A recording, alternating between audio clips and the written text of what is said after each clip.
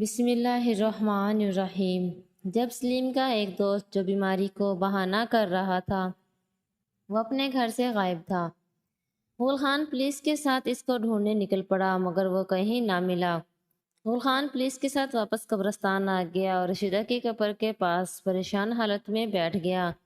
اب قدرت کا کھیل دیکھیں کیسے راہ دکھاتی ہے۔ رشیدہ کی قبر کے ارد گرد پاؤں کے نشانات لگے ہوئے تھے، جن میں ایک تو سلیم کا تھا۔ نادر تو پہلے سے مر چکا تھا۔ غول خان نے سوچا یہ نشانات ضرور سلیم کے اور اس کے دوست کے ہیں جو بیماری کا بہانہ کر کے گھر سے غائب ہے۔ غول خان پولیس کے ساتھ ان قدموں کے نشانات کے پیچھے پیچھے چل پڑا۔ وہ نشانات قبرستان سے ہوتے ہوئے دوسرے گاؤں کی طرف جا رہے تھے۔ غول خان اور پولیس اس گاؤں میں پہنچ گئے۔ وہاں ایک بہت بڑا ویران گھر تھا۔ سلیم کا دوست اس میں چھپا ہوا تھا۔ پولیس نے اس کو پکڑ لیا اور اس سے پوچھ گچھ کرنے لگے، لیکن وہ اس وقت نشے کی حالت میں تھا اور کچھ بھی ٹھیک طرح سے نہیں بتا پا رہا تھا۔ کچھ دیر بعد جب اس کے نشے کا اثر ختم ہوا تو پولیس نے پھر اس سے پوچھ گچھ کی۔ پہلے تو وہ یہی کہتا رہا کہ مجھ کو کچھ معلوم نہیں۔ پولیس نے جب اس کو مارا پیٹا تو پھر کہنے لگا، میں جب کسی عورت یا لڑکی کی کوئی میت آتی تو ہم چاروں رات کے وقت قبرستان آتے اور قبر کھود کر اس میت کو باہر نکالتے، اس کا کفن اتار کر اس کو برہنہ کر دیتے، پھر باری باری اس لاش کے ساتھ غلط کام کرتے۔ اپنی آگ بجھانے کے بعد ہم دوبارہ اس لاش کو قبر میں رکھ دیتے اور قبر کو اچھی طرح بند کر دیتے تھے۔ اس طرح کسی کو پتہ بھی نہیں چلتا تھا۔ ہر رات جب ہم یہ کام سر انجام دیتے، اس دوران سلیم اپنے والد گل خان کو نشے کی گولیاں دے دیا کرتا تھا، اور نشے میں گل خان کو خبر تک نہ ہوتی کہ قبرستان میں کیا کچھ ہو رہا ہے۔ گل خان اپنے کانوں سے کھڑا یہ سب سن رہا تھا۔ اس کو یقین نہیں ہو رہا تھا کہ اس کی پیٹھ پیچھے اتنا سب ہوتا رہا۔ گل خان شدید غم میں پڑ گیا اور پریشانی میں بے ہوش ہو گیا۔ گل خان کو کافی دیر بعد ہوش آیا تو اس کی آنکھوں میں غصہ تھا اور اس کی آنکھیں کسی کو ڈھونڈ رہی تھی، شاید سلیم کو جو باہر بیٹھا تھا۔ سلیم اندر آیا اور گل خان سے کہنے لگا، ابا مجھے اکیلے میں آپ سے کچھ بات کرنی ہے۔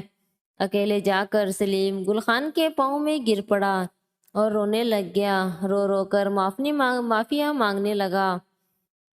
سلیم مسلسل روتا جا رہا تھا اور یہی کہہ رہا تھا، بابا مجھے معاف کر دو، بابا میں نشے کی آگ میں اندھا ہو گیا تھا، آج میں آپ کو ایک سچائی بتاتا ہوں جو آج تک نہیں بتا سکا۔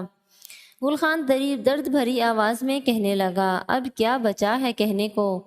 مجھے تو تمہیں اپنا بیٹا کہتے ہوئے بھی شرم آ رہی ہے۔ کاش میں یہ دن دیکھنے سے پہلے مر گیا ہوتا۔ تم نے تو جیتے جی مار دیا مجھے۔ کم سے کم ایک بار تو اپنے بوڑھے باپ کا سوچ لیتے۔ مجھے آخری دنوں میں رسوا کر دیا۔ اب میں کیا منہ دکھاؤں گا گاؤں والوں کو؟ سلیم بابا مجھے معاف کر دیں، میں آپ کو پہلے یہ بات بتانے کی کوشش کرتا رہا مگر ڈر کے مارے نہ بتا سکا، لیکن آج یہ بات بتانا ضروری ہے اور میں آپ کو سب سچ سچ بتاتا ہوں۔ بابا آپ نے کبھی سوچا کہ امی جان کی موت کیسے ہوئی اور ان کی لاش گھر کے باہر سے کیسے ملی؟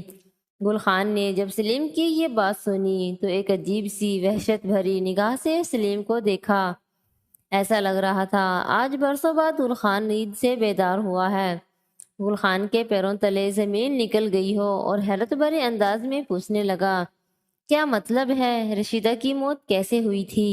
سلیم رو کر کہنے لگا، اس رات اماں جان گھر سے باہر مجھے دیکھنے آئی تو نادر اس وقت نشے میں میرے ساتھ زیادتی کر رہا تھا۔ اماں جان نے دیکھ لیا اور نادر کو زوردار تھپڑ مارا۔ نادر نے غصے میں آ کر اماں جان کو نیچے گرا دیا اور اماں کے کپڑے پھاڑ دیے اور برہنہ کرنے کے بعد ان سے گھنٹوں زیادتی کرتا رہا۔ پھر نادر نے اماں جان کے سر میں ایک بڑا سا پتھر مارا اور مار ڈالا۔ مارنے کے بعد اماں جان کی لاش کو گھر کے پاس گھسیٹ کر پھینک دیا۔ نادر نے مجھ سے کہا اگر میں نے کسی کو بتایا تو وہ مجھے نشہ نہیں دے گا اور نشے کے بنا میں زندہ نہیں رہ سکتا تھا، اس لیے میں نے آپ کو کچھ نہیں بتایا اور یہ راز آج تک چھپائے رکھا۔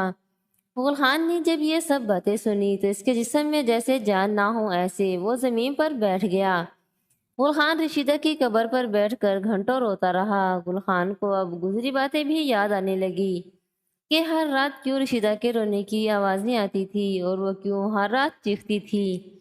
گل خان کو ایسا لگا جیسے کوئی اس کو پکار رہا ہو۔ وہ رشیدہ کی قبر پر گیا اور قبر پر سر رکھ کر سو گیا۔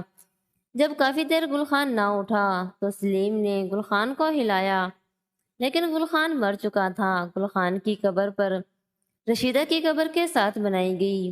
سلیم اور اس کے دوست کو پولیس پکڑ کر لے گئی اور عمر بھر کی سزا سنا دی۔ سلیم اپنی سزا پوری کر کے رہا ہو گیا اور واپس قبرستان آ گیا اور اپنے باپ کی طرح گورکن بن گیا۔ آج سلیم اس قبرستان میں قبریں کھودتا ہے اور دن رات اکیلا روتا اور چیختا ہے، کیونکہ اس کے پاس اب کوئی نہیں رہا تھا جس سے وہ اپنے دکھ بانٹتا اور گلے لگ کر رو لیتا۔ لیکن اب کیا فائدہ رونے کا جب کچھ بھی ہاتھ نہیں بچا۔ کہتے ہیں آج بھی اس قبرستان کا نام گورکن گل خان قبرستان ہے۔ دوستو، نشے کی عادت ایک ایسی بری عادت ہے جو کبھی نہیں چھوڑتی۔ انسان کو جب نشے کی لت لگ جاتی ہے تو انسان بالکل اندھا ہو جاتا ہے۔ اس کو کچھ دکھائی نہیں دیتا کہ کیا کر رہا ہے، اچھا کر رہا ہے یا برا کر رہا ہے، اور انسان نشے میں کس حد تک گر سکتا ہے یہ بتانا بھی مشکل ہے۔ اگر ایک دن بھی اس کو نشہ نہ ملے تو گھر والوں کو مارنے پر آ جاتا ہے۔